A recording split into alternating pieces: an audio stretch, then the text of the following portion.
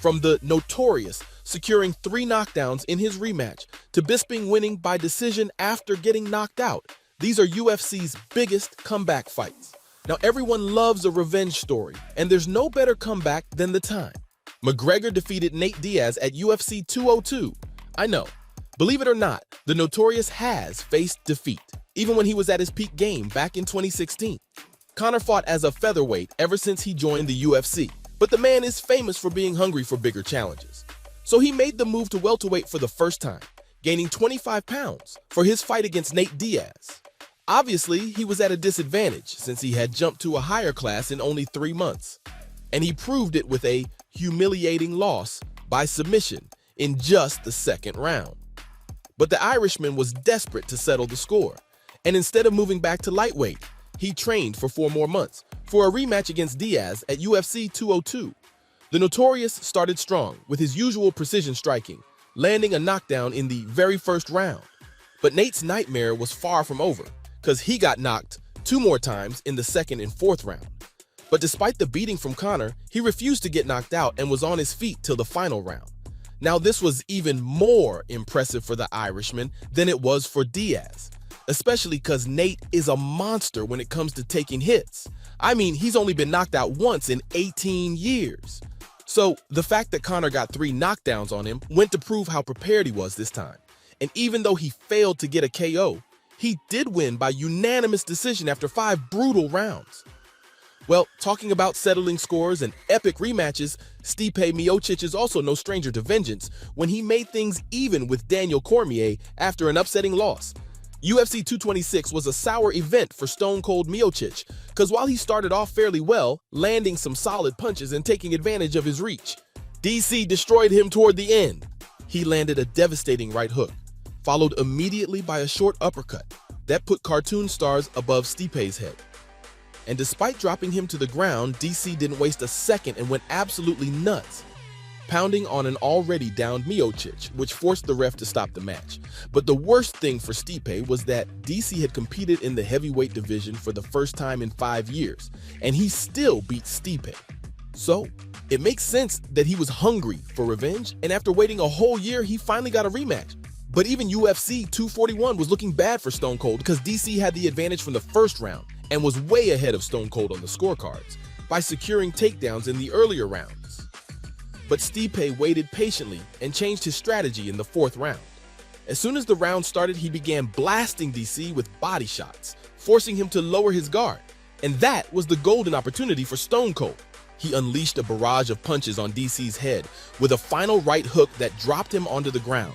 And ironically, Stipe gave him a taste of his own medicine. He started pounding on DC just as DC had done to him in their last match and forced the referee to stop the match, reclaiming the heavyweight title in a very unexpected manner. And while DC might not have survived the knockout, there are some fighters who've come this close to losing the fight and yet still bounced back. Like Charles Oliveira's insane comeback against Michael Chandler. Do Bronx was facing Iron Mike Chandler for the vacant lightweight championship at UFC 262. And this was Charles's shot at the gold after being in the UFC for almost 10 years. So the Brazilian was all pumped up for a win, but it didn't look like he was going to get one at all. Cause Chandler started off by locking the Brazilian in a tight hold in the first 30 seconds. And though Charles got out with some struggle, it was only going to get worse for him from there onwards. Cause with 2 minutes left for the round, Chandler dropped him to the ground with an insane right hook and kept pounding on him for 2 straight minutes. It looked like Oliveira was going to get knocked out any second, but the guy just refused to give up because he was still conscious when the bell rang. Even though he'd survived the first round, everyone thought Charles was a goner. But luckily for him, Chandler was really impatient in the second round, and right in the first 10 seconds, he made a huge mistake. Mike aimed straight for the head, but missed badly, hitting his shoulder instead and leaving his own face open for a whacking. Well, Charles saw the chance and immediately countered with a deadly left hook, dropping Mike to the ground and started pounding his face with the lefts until the ref stepped in and stopped the fight. But trust me guys, not every fighter is as lucky as Charles, because some of them get annihilated for 5 straight rounds but still manage to win, like Anderson Silva's miraculous comeback against Chael Sonnen. Now, if you're a Silva fan and didn't catch UFC 117, consider yourself lucky, because it was pretty much a one-sided fight, but not for long. I mean, Silva bounced back in just the 27th minute. Yep, you heard that right. The guy was in a losing position for all 5 rounds. And that's why this is one of the most memorable comebacks in UFC history. Now Silva was in stranger territory from the very first round, because while the Spider is one of the best strikers of all time, he just couldn't handle a stubborn grappler like Sonnen. But in that fight, Sonnen beat Silva in his own game. Because not only did he showcase his wrestling skills by attempting 7 takedowns and securing 3 of them, he also landed 320 total strikes. The Spider, on the other hand, barely landed 70. And even though Silva refused to get KO'd, everyone knew that Chael was eventually going to win by decision. But the 5th round proved to be a game changer for Silva. Although Sonnen started the round off by dropping him to the ground in the first 20 seconds, and after that he was on top of him for 3 whole minutes. But the only problem with going on the offensive, and that too, for 5 straight rounds, is that you're bound to get exhausted at some point. And just as Sonnen lost his rhythm for a moment, Silva put him in a triangle choke and made him submit. I guess more credit goes to the technique than to Silva himself, because this isn't the only time that the triangle choke has helped a fighter win unexpectedly. Because Brock Lesnar has also turned the fight around using the chokehold after being knocked down. Lesnar was in deep trouble in his first round against Shane Carwin at UFC 116 because Carwin went on the offensive from the very first second. He came out aggressively and landed some really powerful blows to Brock's head, knocking him down and pounding away on him, to the point that Lesnar's whole face was swollen. He was even bleeding from the sides of his eyes, yet he somehow managed to survive the beating and barely made it through the first round.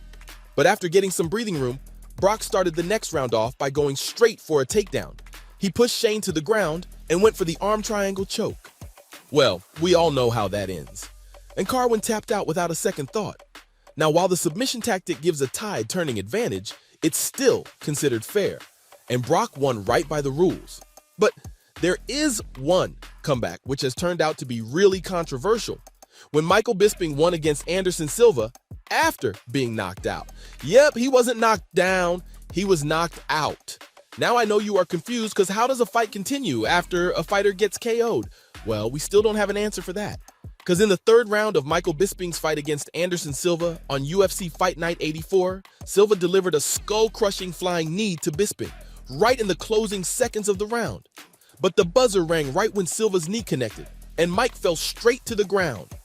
Everyone thought Silva had won because no one could come back from a blow to the head like that. He had even started celebrating, but the ref said that the fight would continue because the round had already ended, and so it didn't technically count as a knockout. So the fight went on for 2 more rounds, and surprisingly, Mike won by decision. Because even though he'd been knocked senseless, he still had more significant strikes than Silva, edging the fight 48-47 and winning by just 1 point. So from Bisping winning by decision after getting knocked out to the Notorious securing 3 knockdowns in his rematch. Those were UFC's biggest comeback fights.